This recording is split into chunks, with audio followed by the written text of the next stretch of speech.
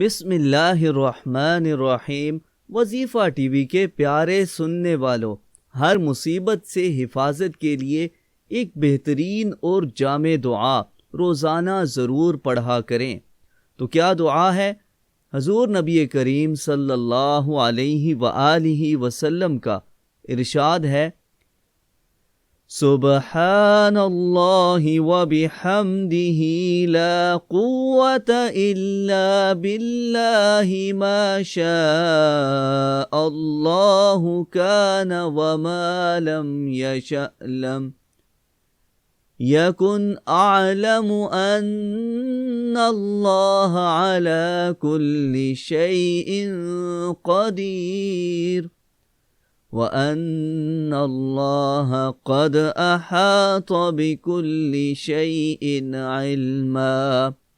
ترجمہ: میں اللہ کی حمد و ثنا کرتے ہوئے اس کی پاکی بیان کرتا ہوں۔ کسی میں طاقت نہیں سوائے اللہ کے۔